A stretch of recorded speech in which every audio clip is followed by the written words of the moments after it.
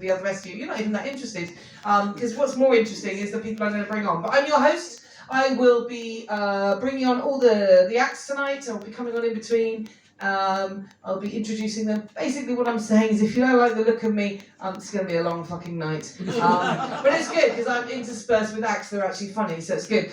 We've got 7 comedians, so we're going to have 4 comedians, then we're going to have a break, and then we're going to have 3 more comedians. The nice thing about tonight is most of the comedians have never ever played at Bonobo before. Ooh, yeah. So those of you that keep coming back and have been here lots and lots of times, like Jade and Nora, you'll see acts you've never seen before. And those that have been here before, we've got a couple that have been here before, they're going to do new material. So it's a win-win. It's going to be great. Now, what they need from you is lots of love and lots of clapping. We already established that scientifically that's what they need, right? So what I want to do is check your levels of woo. So we're going to ask CK to just kick it off with a woo, and then you're all just gonna follow. We're just gonna make sure we're all warmed up. Okay, CK, go. Woohoo! Okay, rest of you. Woo! Oh my God. Okay, let's do some clapping. CK, do your best clapping. Yes. Okay, you guys.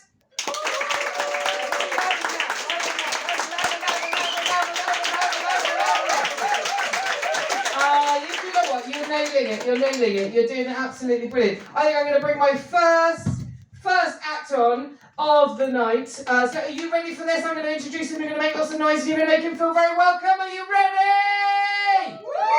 Please put your hands together. Welcome on stage. It's Igor Oliveira.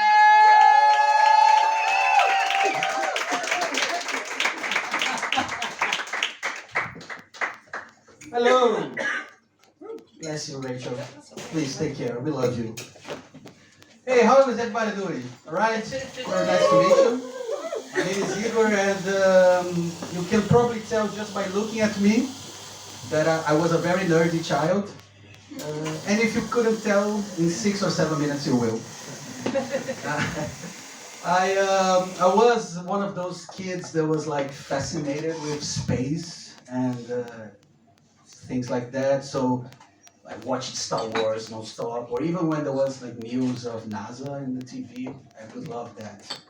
I never wanted to be an astronaut because, bless you, I really need to shit at my home, you know. So being an astronaut was never an option. But everything else about space I loved. It was amazing. I do remember being at school and I saw this map on the book about the solar system.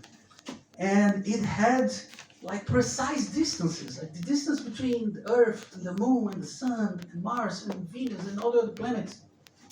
I was fascinated with that. It was like in right scale too, so you know, like very crowded near the Sun, and everybody forget about Pluto. I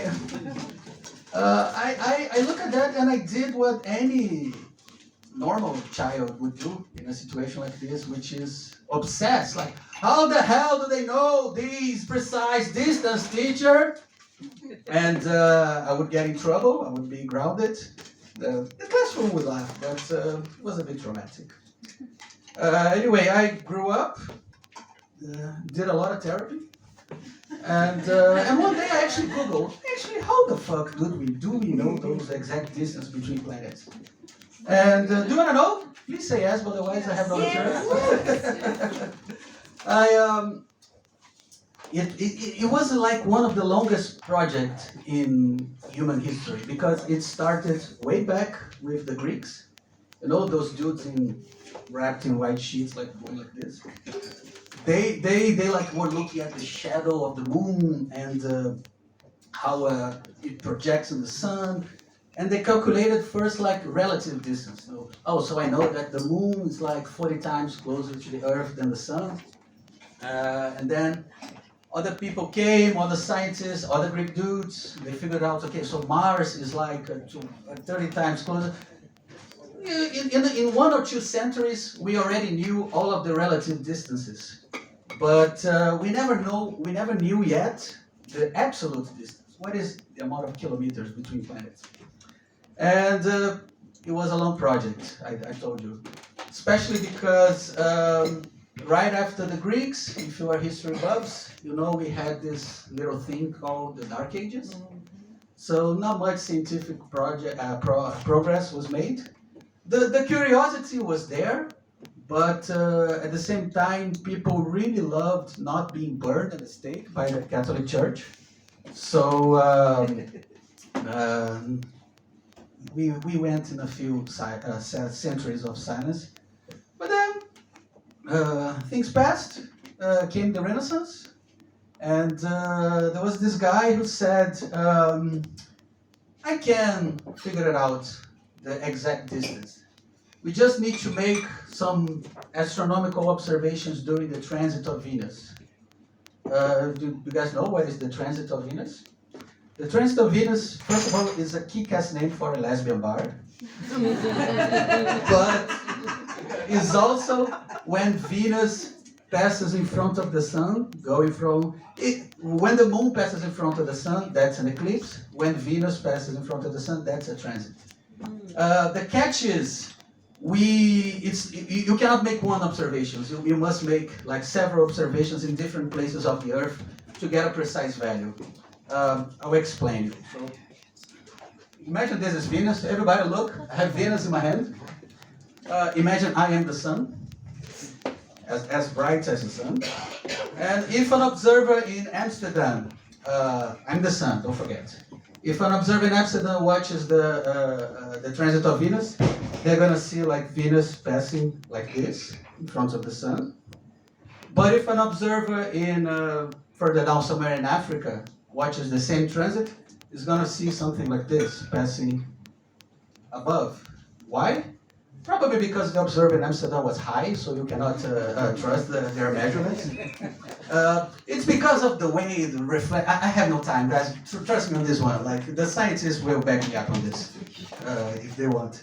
So it came the transit of Venus of 1769, and if I'm wrong with the date, nobody will care. But and humanity did it. We did a bunch of field campaigns. Is this on? We did a bunch of field campaigns, and we went all over planet. Here's Venus for you. You hold this. You see? Now the ones who didn't sit in the front row are really regretting, right? When was the last time you gained a whole planet as a gift? The first time. Bless you. So the transit of 1769 came. We went all over the scientists went to Philadelphia, St. Petersburg, Tahiti. Some tragic also happened. There was this guy who died trying to reach a summit in Turkey to do observations. Another guy got gonorrhea in Cape Town, but I think it was not related to astronomy. It was off duty. But humanity did it. We cracked all of the numbers together, and we find the precise distance between Earth and Sun, 150 million kilometers. You can almost go back to Groningen with that distance. And the reason why I like to tell the stories is because it's an example of a positive thing that humanity did together. Because I personally need that. There's too much doom now, things like trying to put it out. I see you agreeing with me, sir. Quietly, and yes. And because I think we all need some positive stories, you know? For negative stories, we have Twitter already. We don't need that. I always like to look at the positive side of things. A lot of people accuse me of being an optimist. In my defense, I say, it could be worse. But and when I really when everything, I'm reading the news and I'm reading the PVV Twitter feed and I'm very depressed. What do? I like to remember bad shit that we as a society did in the past and don't do it anymore. For example, do you know that many centuries ago, every time there was a wedding, the king of that country had the God-given right to fuck the bride? Did you see that Mel Gibson movie too? No, I just vaguely remember. Yeah. That was a horrible time, and we got better. You know, it was like a wedding day. the king would just storm the village with all of his entourage. Would just like steal the bride, take the bride to the castle, fuck the bride, and send her back to the village in an Uber. And that's it. That's it. Like royal rape was a thing, and it's not anymore. Okay, so is not nowadays better? Nowadays we want to have regular rape, so it's much better. It's better than royal rape. Can you imagine such thing happening nowadays? Like you go on a date. Date was going well. The girl is like, "Hey, you want to go to my place?" And you say, "Yeah." It's like you two go to her place, but when you arrive at her door, there is like a bunch of black limousines on the street, like Secret Service. You try to open her door, the limousine stops, the door opens, and out of the limousine comes like King Willem Alexander. Nee, first is me. Can you imagine? That would be crazy. Well, actually, the Netherlands is a very progressive country, so I should not be sexist. There could also be a possibility that Queen Maxima would be like fucking the guy. So, can you imagine that? Can you? Yeah. I think, Rachel, I will give you back the microphone and we'll go to the back, think about Queen Maxima. That was about all my times, guys. Thank you very much.